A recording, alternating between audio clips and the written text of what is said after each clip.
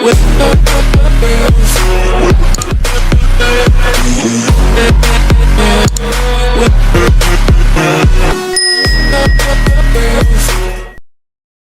teman-teman, pada video kali ini kami akan mempresentasikan tentang pendekatan dan metode-metode pembelajaran.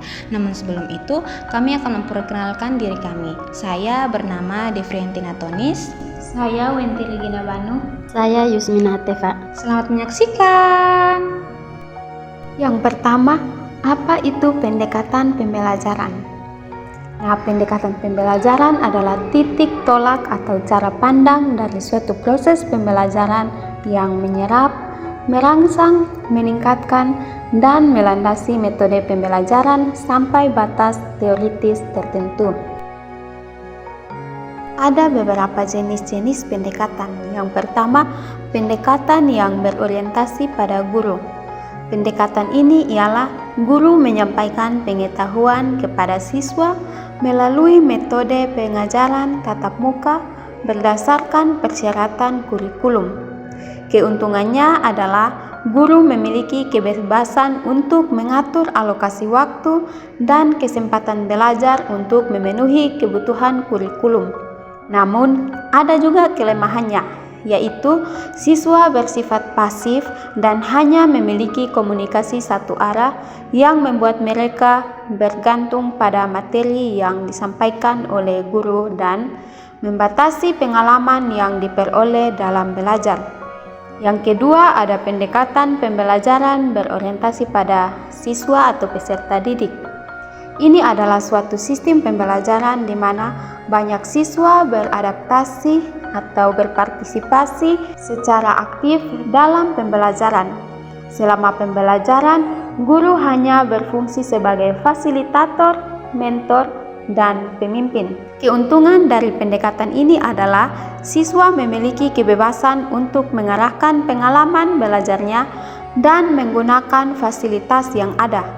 Selain itu, keterampilan yang diperoleh bersifat luas dan mendalam, serta siswa akan dibimbing dan dibimbing oleh guru untuk membangun pembelajarannya sendiri sehingga mudah diingat.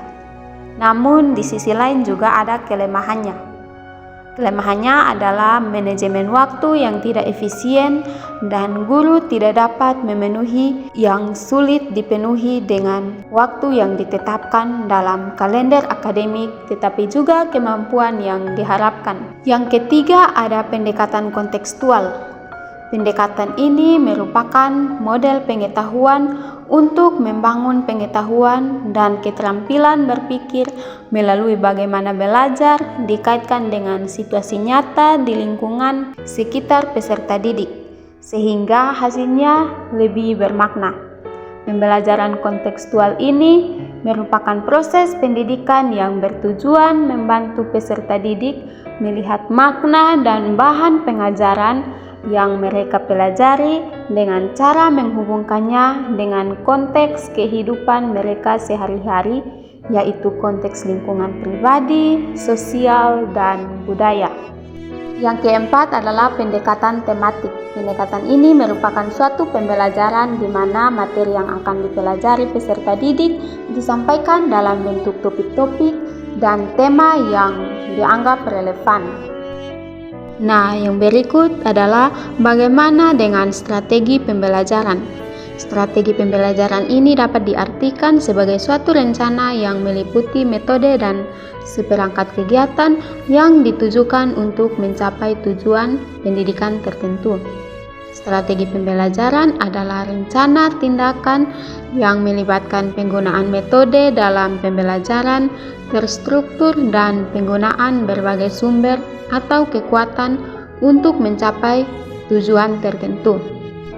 Ada dua jenis strategi pembelajaran. Yang pertama, exposition discover learning, strategi penyampaian atau komentar. Ini adalah strategi pembelajaran langsung di mana topik-topik di luar rak disajikan dan siswa diharapkan untuk menguasainya sepenuhnya. Strategi penjelasan memposisikan guru sebagai pemasok materi. Dan yang kedua ada discover learning, di mana siswa mencari dan menemukan sendiri materinya melalui berbagai kegiatan.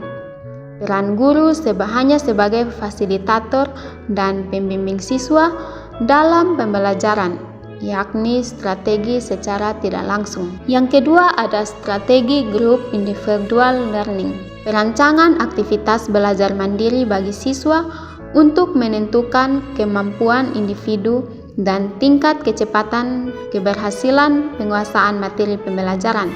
Strategi pembelajaran ditinjau dari cara menyajikan materi dapat dibagi menjadi dua, yakni yang pertama ada strategi pembelajaran deduktif, yang merupakan menyajikan materi dari umum ke khusus, atau dimulai dari hal-hal yang abstrak menuju hal-hal yang konkret. Ada juga strategi pembelajaran induktif, di mana menyajikan materi yang konkret selanjutnya diarahkan pada materi yang kompleks, atau dimulai dari hal khusus menuju ke hal yang umum. Di slide ini kita akan mengetahui apa itu metode pembelajaran. Nah, metode pembelajaran merupakan suatu usaha untuk mentransformasikan rencana yang telah disusun menjadi suatu kegiatan yang nyata sehingga tujuan yang telah disusun dapat tercapai secara optimal. Metode ini membantu untuk menerapkan strategi yang ditetapkan dan merupakan cara yang benar untuk menerapkan strategi. Strategi dapat diimplementasikan dengan menggunakan berbagai metode. Berikut adalah macam-macam metode pembelajaran. Yang pertama, metode ceramah. Yang kedua, metode diskusi. Yang ketiga, metode eksperimen. Yang keempat, metode latihan. Yang kelima, metode perencanaan. Yang pertama, metode ceramah. Metode ini merupakan cara tradisional untuk mengkomunikasikan informasi secara verbal kepada mahasiswa. Namun, ada kelebihan dan kekurangannya. Kelebihannya yang pertama adalah tenaga pengajar dapat mengendalikan kelas sepenuhnya. Yang kedua, mendorong siswa agar berusaha melatih fokus. Yang ketiga, proses pembelajaran lebih mudah dilakukan. Yang keempat, kegiatan belajar dapat diikut banyak peserta didik. Kekurangannya adalah yang pertama, peserta didik lebih pasif karena hanya mendengarkan pengajar. Yang kedua, kegiatan belajar mengajar cenderung membosankan. Yang ketiga, beberapa siswa yang lebih menyukai belajar visual akan kesulitan menerima pelajaran. Yang keempat, proses pengajaran lebih fokus pada pengertian kata-kata saja. Yang kedua, metode diskusi. Ada kelebihan dan kekurangan. Yang pertama, mendorong siswa berpikir kritis. Yang kedua, mendorong siswa untuk menyampaikan pendapat. Yang ketiga, melatih siswa tentang toleransi dan menghargai pendapat orang lain. Dan kekurangan yang pertama adalah cenderung dominasi siswa yang suka berbicara. Yang kedua, diperlukan cara formal dalam menyampaikan pendapat. Yang ketiga, tema di dalam diskusi biasanya terbatas, hanya cocok untuk kelompok kecil. Berikut yang ketiga, metode eksperimen dilakukan dalam latihan lapangan atau eksperimen laboratorium agar siswa dapat melihat materi secara langsung. Metode ini juga memiliki kekurangan dan kelebihannya. Kelebihan yang pertama, siswa dapat bereksplorasi dan mengembangkan diri melalui pencobaannya. Yang kedua, membuat siswa berpikir bahwa materi pembelajaran dapat dibuktikan dengan pencobaan. Yang ketiga, menghasilkan siswa yang memiliki jiwa meneliti untuk mengembangkan keilmuan. Kekurangannya yang pertama, siswa tidak dapat melakukan eksperimen bila kekurangan alat. Yang kedua, tidak semua materi pembelajaran dapat dilakukan dengan metode percobaan. Yang ketiga, kegiatan metode ini hanya dapat dilakukan pada bidang studi tertentu dan dalam waktu yang terbatas. Yang keempat, ada metode latihan. Metode latihan adalah metode pengajaran yang melatih soft skill siswa dengan merancangkan, membuat, atau menggunakan sesuatu. ada kelebihan dan kekurangannya. Yang kelebihan yaitu dapat melatih mencakup motorik dan kognitif siswa, dapat melatih kreativitas di dalam diri para siswa, dapat melatih fokus, kecepatan, dan ketelitian siswa. Dan kekurangannya adalah beberapa siswa yang tidak berminat akan sulit beradaptasi. Adanya kemungkinan menghambat bakat lain yang terdapat dalam diri siswa. Dapat membuat siswa bosan karena kegiatan ini membutuhkan waktu yang cukup lama. Yang kelima, ada metode perancangan. Pada metode ini, siswa dirangsang untuk mampu membuat suatu proyek yang nantinya akan diteliti. Ada kelebihan dan kekurangannya. Yang pertama, ada kelebihan mendorong siswa untuk berpikir kritis dan mampu memecahkan masalah. Melatih siswa untuk dapat mengintegrasikan pengetahuan, sikap, dan keterampilan secara terpadu. Dan kekurangannya ialah hanya dapat dilakukan ketika ada event perlombaan, membutuhkan tenaga pengajar khusus untuk merencanakan dan melaksanakan kegiatan, membutuhkan sumber daya dan fasilitas yang cukup besar. Pada slide berikut ini membahas tentang fungsi metode belajar. Yang pertama, sebagai alat motivasi eksternal. Motivasi adalah dorongan seseorang untuk melakukan sesuatu secara sadar atau tidak sadar. Kegiatan pendidikan dan pembelajaran membutuhkan motivasi. Metode pembelajaran dapat memberikan dampak eksternal pada siswa sebagai sarana motivasi. Dengan cara ini, siswa dapat mudah mengikuti proses belajar mengajar. Yang kedua, sebagai strategi pembelajaran.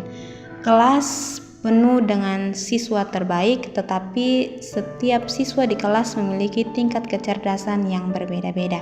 Kecerdasan siswa tersebut mempengaruhi kemampuannya dalam menyerap pembelajaran yang diajarkan oleh guru. Dengan menerapkan metode pembelajaran tertentu, setiap siswa di kelas dapat menangkap pengetahuan yang diberikan oleh guru. Oleh karena itu, setiap guru perlu mengetahui metode pembelajaran yang terbaik untuk diterapkan di setiap kelas.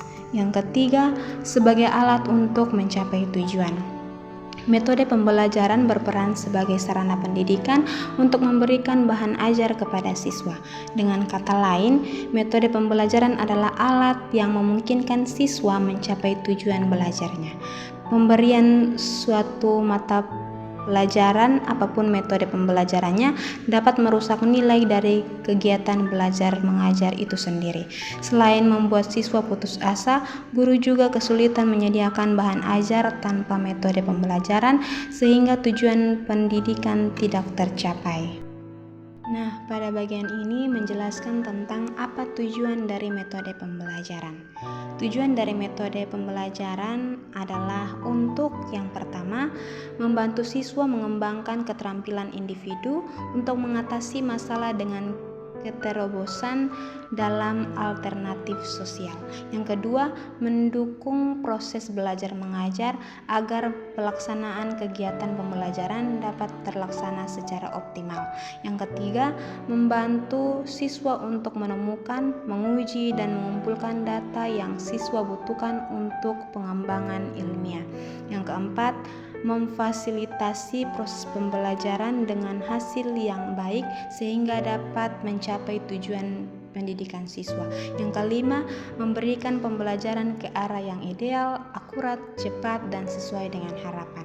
Yang keenam, membuat proses pembelajaran menjadi menyenangkan dengan memotivasi serta membuat materi pembelajaran lebih mudah dan dipahami oleh siswa. Sekian dan terima kasih. Shalom.